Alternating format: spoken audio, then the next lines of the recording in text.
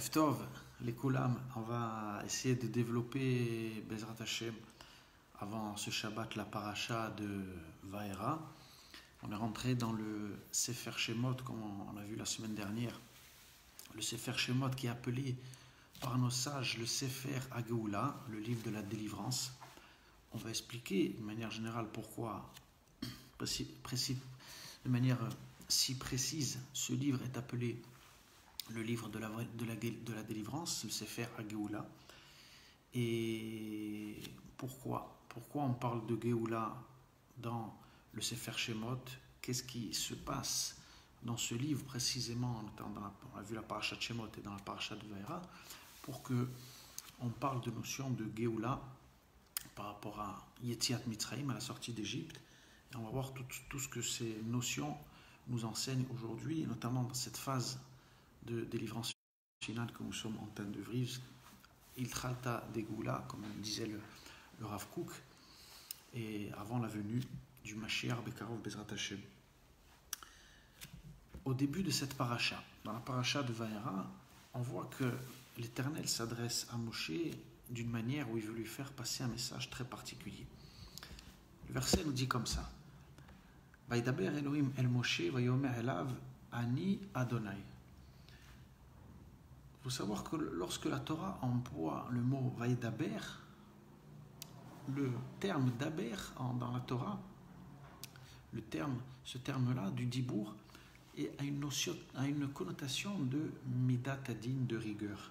Et d'ailleurs, dans Vaidaber, dans ce verset-là, c'est le Shem Elohim qui suit, qui, comme on le sait, fait référence à la tribu de rigueur.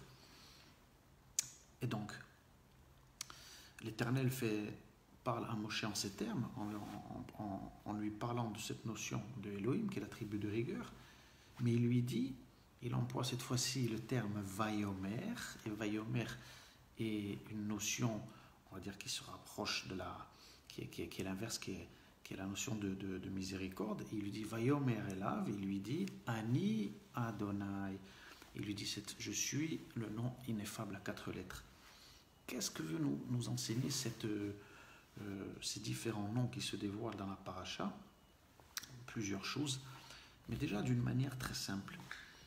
L'Éternel veut nous faire comprendre à travers, et c'est ce qui fait comprendre à Moshe, que Torah vient nous enseigner, c'est que derrière toute manifestation de l'ordre de la nature que nous pouvons voir, c'est l'Éternel bien entendu qui dirige ce monde, et donc derrière tous les voiles et les apparences, et même les situations des fois difficiles dans l'histoire que nous avons pu connaître et même que nous connaissons aujourd'hui, c'est toujours Akadosh Baruch Hu, l'Éternel, qui dirige ce monde.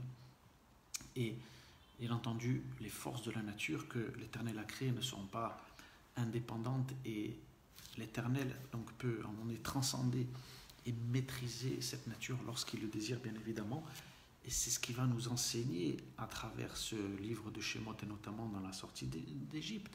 C'est que la force transcendante, la force de l'Éternel peut venir à un moment donné bousculer l'ordre naturel des choses et de la nature à travers les plaies, notamment, comme on va le voir, qui va enseigner finalement non seulement à Israël, mais à l'humanité tout entière, que ce monde est dirigé par une force infinie qui dépasse complètement le cadre, l'illusion de ce que nous pouvons voir, qui est limité par l'ordre de la nature. Le Shem Elohim, justement, a la même valeur numérique que Ateva, pour nous enseigner que toute cette création, cette mise en limite a été faite notamment avec cet attribut. C'est pour ça que dans le récit de la création, dans Bereshit, au début de Bereshit, dans la paracha, c'est le Shem Elohim qui traite, et quand il y a la création du monde, c'est le Shem Elohim, donc c'est la mise en limite de ce monde. C'est-à-dire que de l'infini, on passe dans ce monde fini, dans ce monde de l'espace-temps, on passe du 1 justement au 2, et donc dans un monde qui est régi par le temps et l'espace, qui est limité, donc une distance entre 2 points. C'est grâce à cela qu'on peut limiter le temps et l'espace. Donc tout ça, c'est au niveau de l'attribut de Elohim.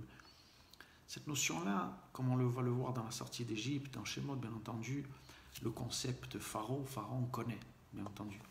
Le concept des Misraïm, était un état où il y avait une connaissance, bien entendu, de toutes ces forces de la nature qui étaient même utilisées, parce qu'on appelle dans la Torah tous les sorciers, les magiciens égyptiens connaissaient, bien entendu, toutes ces forces naturelles, savaient les utiliser.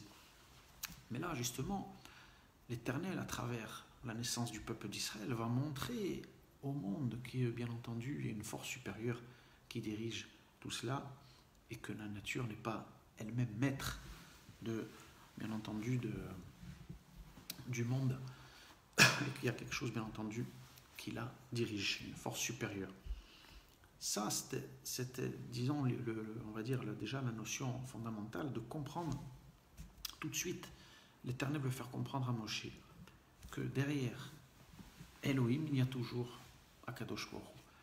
Une notion qui n'est pas, bien entendu, dans certaines étapes, qui n'est pas encore manifestée, c'est là qu'on va voir, mais qui là, justement, dans la notion de sortie d'Égypte, va se manifester. Qu'est-ce qui se passe là dans la sortie d'Égypte et dans le Sefer Shemot?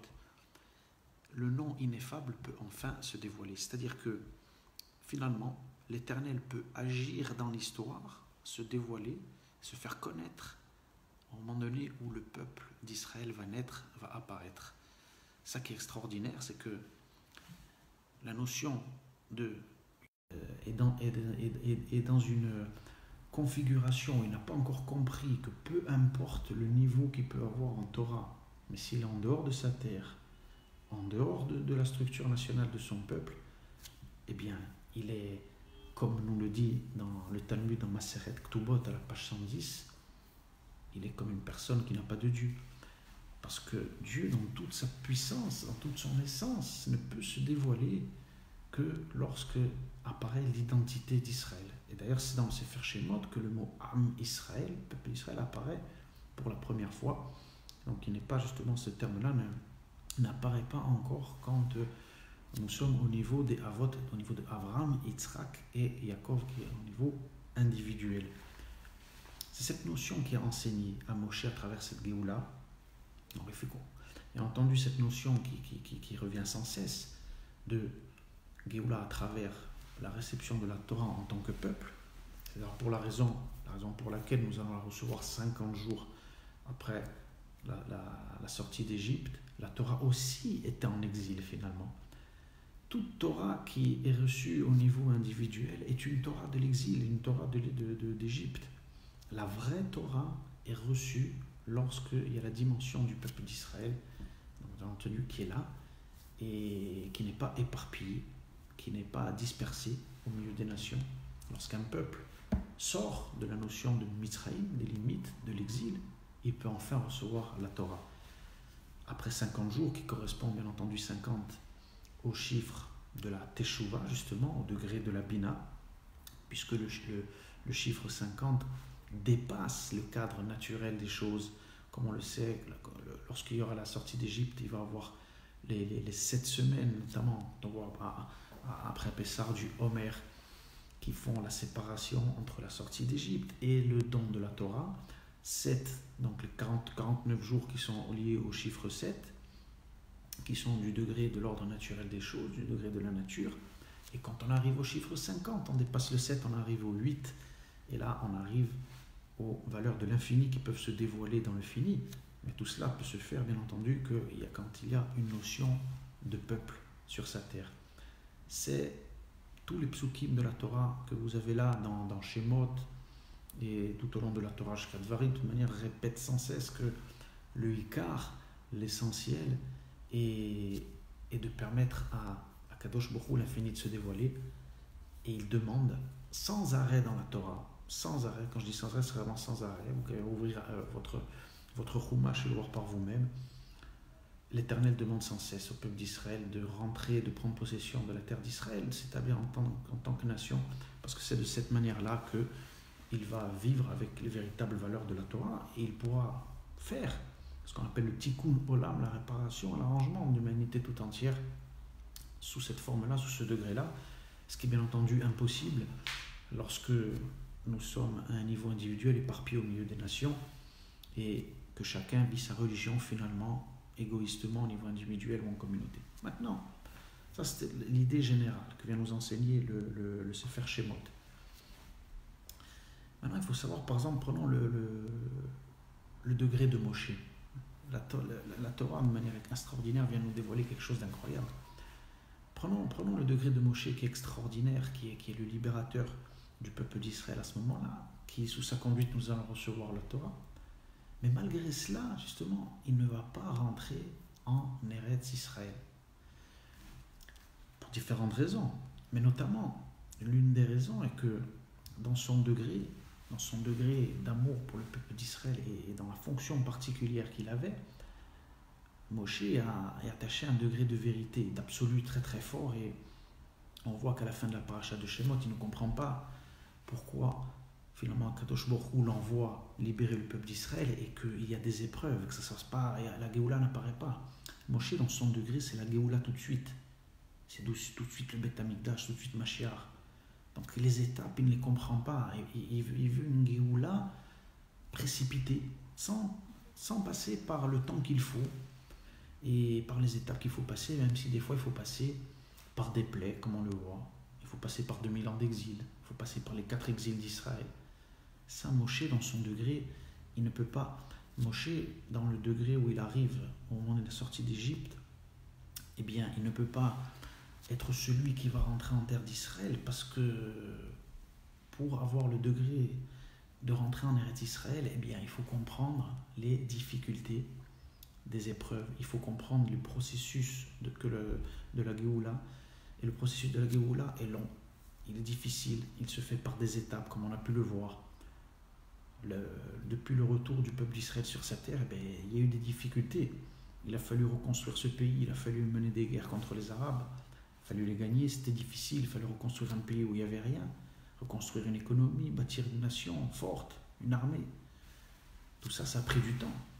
On ne pouvait pas revenir sur la terre d'Israël, qui est le temps tout de suite qui descend du ciel avec Mashiach. C'était pas comme ça. Et beaucoup ne l'ont pas compris. Beaucoup ne l'ont pas compris et ils sont restés dans le désert. C'est exactement ça, l'enseignement profond de la Torah. La Torah vient nous faire comprendre, c'est là la grandeur de la Torah de Kadosh Baruch Hu, que même la grandeur de Moshe, sa grandeur extraordinaire de Torah qu'il nous a donné, la Torah Kedosha, ben lui, il n'a pas pu rentrer en Eretz Israël parce que dans son degré, il va falloir que Moshe revienne, comme on dit les maîtres de la Kabbalah.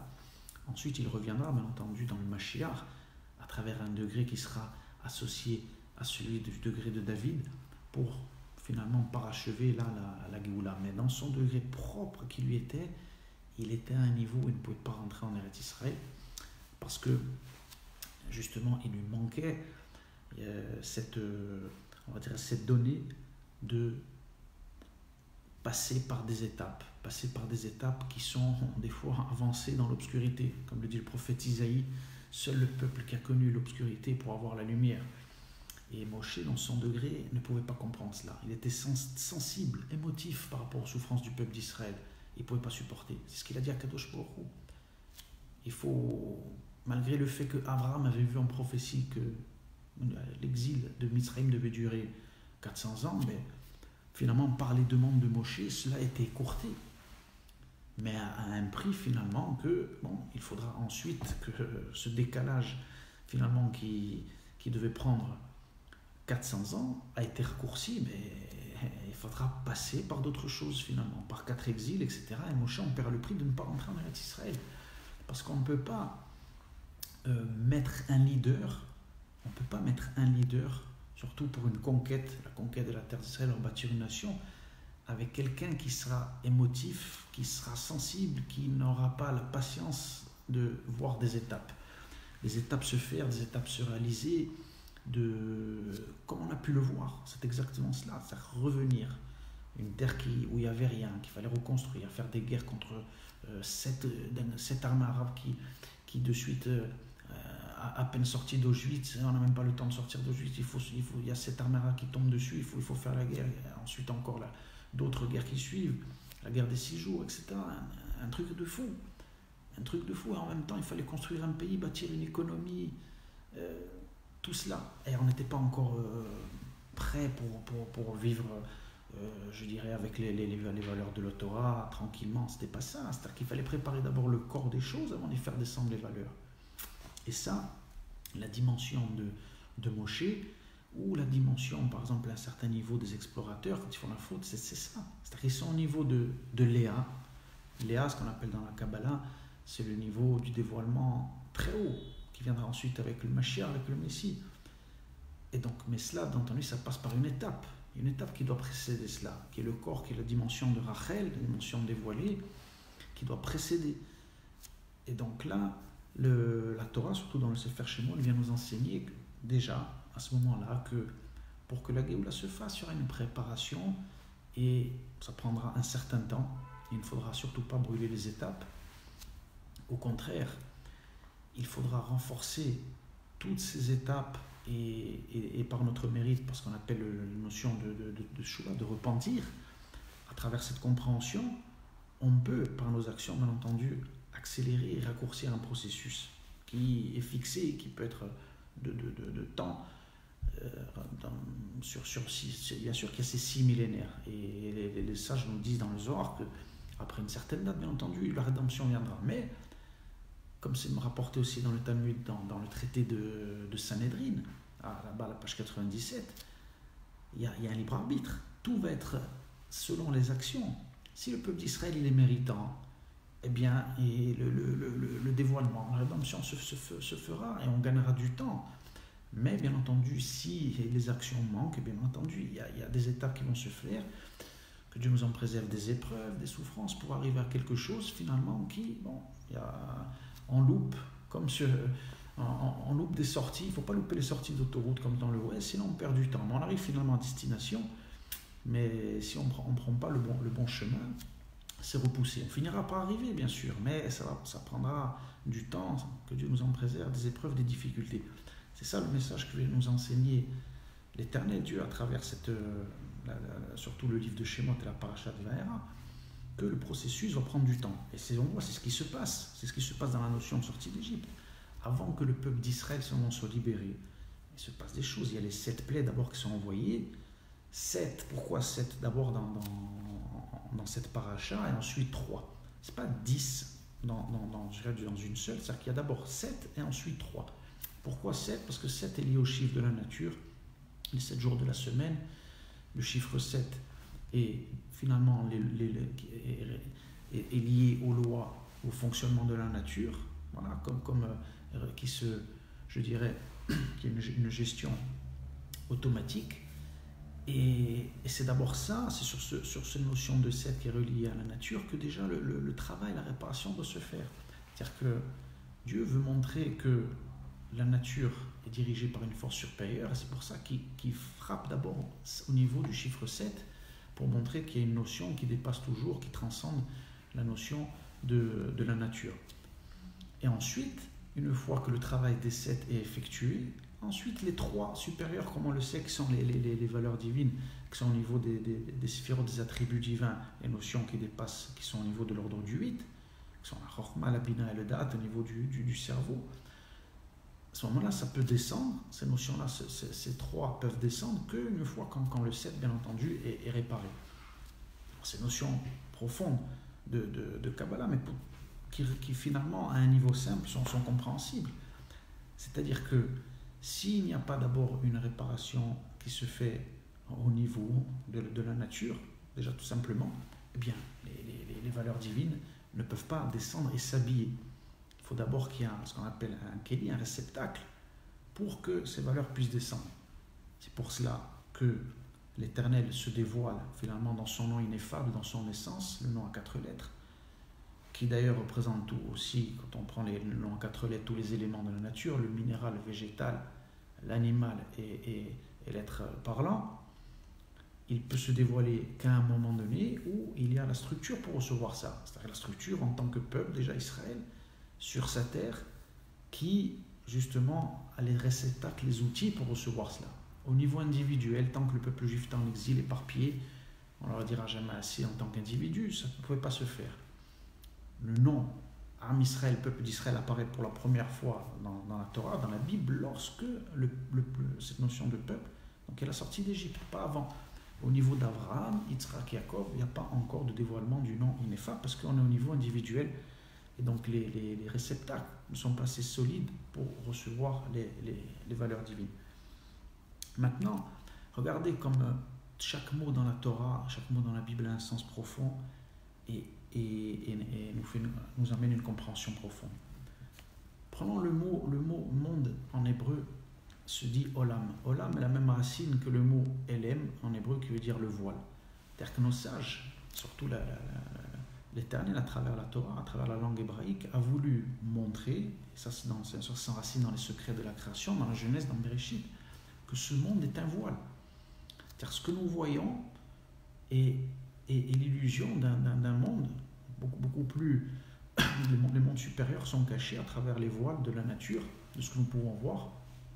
Et donc, la véritable essence des choses, l'âme, comme qui est l'âme qui est cachée dans un corps, de même manière, Dieu, dans son infini, dans son essence, se cache, bien entendu, dans le corps qui est ce monde, à travers les lois de la nature. C'est pour ça que le mot monde, olam, est la même racine que elem, qui veut dire le voile. On voit que cette notion qui en parallèle avec la sortie d'Égypte, est très bien expliquée. C'est dans la création du monde. Le Harizal, un des plus grands kabbalistes, vient nous dévoiler que au niveau de la création, comment on est passé de l'infini au fini par une contraction, ce qu'on appelle la notion de tzimtzum en hébreu, une contraction où de l'infini, l'Éternel a voilé, il a voilé finalement dans lui-même pour laisser apparaître ce monde, pour laisser à travers les voiles, finalement qu'on arrive à un état d'infini au fini, à travers ce monde que l'on connaît, et où la créature finalement oublie complètement au départ qu'avant la création, on était attaché à la source, quand on était dans une unité totale. Il a fallu passer par cet éloignement de cette lumière infinie pour arriver dans ce monde fini, qui est régi par l'espace-temps, pour que la créature, justement, une fois qu'elle arrive dans ce monde où tout est voilé, eh bien c'est par son travail, c'est par sa propre réflexion, par son propre mérite, sa propre action, qu'elle doit revenir à son Créateur. Si les choses avaient été faites directement, que tout était clair, qu'il n'y avait pas de voile justement, il n'y aurait aucun mérite à l'homme à faire l'action de repentir et de revenir vers sa source. Tout le but de la création, comme nous enseignent les kabbalistes dans la Genèse, c'était justement l'Éternel à travers cette contraction, le fait de se cacher, on va dire entre guillemets, lui-même et laisser ce monde dans l'illusion qu'il était vide de Dieu, était le but justement pour donner tout le mérite, pour donner toute la fierté, donc déjà au peuple d'Israël qui a reçu cette mission de ramener le monde à sa source, et à toutes les créatures bien entendu dans leur ensemble, de revenir à Dieu par leur propre choix, non pas forcé. C'est ça tout le mérite de l'homme, c'est pour ça qu'il a été donné le libre arbitre, c'est-à-dire que Dieu finalement permet quand même, jusqu'à une certaine limite, à l'homme de se détourner du projet, de faire le choix, de tourner le dos aux valeurs divines et de faire ce que, entre guillemets, ce que bon lui semble jusqu'à un certain degré. Parce que justement, Dieu attend de ses créatures de faire le choix de revenir, le choix du repentir par sa propre volonté. Non pas forcé, comme au niveau des anges par exemple, qui agissent, qui sont directement finalement des créatures contrôlées et qui n'ont pas de libre arbitre, ou les animaux, qui sont des créatures directement qui arrivent dans ce monde avec un programme, et elles sont directement une donnée créée par le Créateur, et elles font ce que Dieu leur a demandé, sans avoir le choix. Le libre arbitre, le choix finalement, c'est ça qui est extraordinaire, ce que nous enseigne la Torah, la possibilité de faire le mal, que Dieu nous en préserve, est la preuve de la plus grande liberté que Dieu a donnée à ses créatures. Puisque quand l'homme décide justement de faire le bien, il le décide lui-même parce qu'il en a fait le choix, parce que c'est lui qui a décidé et non pas contraint et forcé, et finalement elle aurait été privée de toute liberté de revenir. Donc à travers cette paracha extraordinaire de la Torah, du livre Sefer Shemot, on comprend toutes les notions fondamentales de liberté véritable, et c'est pour ça que ce livre est appelé le Sefer Geoula, le livre de la délivrance, parce que justement la sortie d'Égypte n'est pas la sortie d'un endroit géographique. La sortie d'Égypte, Mitzraïm en hébreu, veut dire sortir des limites, sortir d'une étroitesse. Et c'est ça le sens de la véritable liberté. C'est lorsqu'on arrive à sortir de ses propres limites que peuvent avoir par exemple un corps dans un être humain, arriver à les dépasser, à les maîtriser. Et ça, c'est la véritable liberté. Tout ce qui est notion de Mitzraïm et les notions finalement qui vont de manière, parce que Dieu a créé ce monde de cette manière-là, toutes les notions qui vont servir l'ego, qui vont servir finalement l'homme dans sa nature est créé au départ égoïste, ce qu'on appelle le désir de recevoir pour soi-même. Et donc tout ça, c'est la notion de Mitzrayim. Tant que l'homme reste attaché à faire finalement des choses qui sont guidées par ses instincts, ses pulsions, etc., qui n'arrivent pas à maîtriser sa propre nature et sortir de ses limites, il est en Égypte. Le peuple d'Israël, à un niveau collectif, bien entendu, on doit comprendre cette notion. Chaque personne qui vit finalement aujourd'hui sa religion de manière individuelle est en Égypte. C'est pour ça que dans la Haggadah de Pessah, la fête de Pessah, quand on lit la Haggadah à la sortie d'Égypte, le commentaire de Rashi vient nous dire là-bas, qui est appelé le Racha, le méchant? Celui qui s'exclut du klal. Mishu yotse mina klal. Celui qui sort du klal, il est appelé Racha. Parce que, pourquoi il vit de manière individuelle, égoïste, sa religion? Il ne sort pas de ses limites. Ses limites, par exemple, ça peut être quoi? Vivre sa petite religion à Paris, à New York, sa petite cache-route, son petit Shabbat, tranquille, dans son petit quartier. Mais comment? Tu vis de manière individuelle, alors qu'en plus tu aurais peut-être les moyens de revenir et d'aider ton peuple sur ta terre. Tu as reçu la Torah en tant que peuple, non pas qu'en tant qu'individu. C'est ce que chaque juif dit chaque fois qu'il monte à la Torah, le lundi, le jeudi et Shabbat. Lorsqu'on t'a, qu'est-ce qu'on dit? Asher, Bachar, Banu, Mikol, Amim. Dieu nous a choisis par tous les peuples. Et Venatananu et Toratu. Et il nous a donné la Torah. La Torah, nous l'avons reçue en tant que peuple. C'est comme ça que nous devons la recevoir et pas de manière individuelle. Et finalement, tant qu'on ne comprendra pas cette notion-là, on va recevoir des plaies. Parce que les plaies, quand on prend la notion de Pharaon dans la Bible, il ne faut pas penser que c'est quelque chose d'extérieur. Toutes les notions qu'on voit dans la Torah existent à l'intérieur d'un homme. Et chaque individu, chaque juif a un Moshe et un Pharaon en lui. Le Pharaon, c'est quoi? C'est la notion de l'Afria en hébreu, c'est celui qui dérange, c'est le mauvais penchant. Et donc, chaque personne qui ne comprend pas à un moment donné certaines choses, eh bien, va recevoir des plaies. Des plaies, ça peut être, que Dieu nous en préserve, des vagues d'antisémitisme.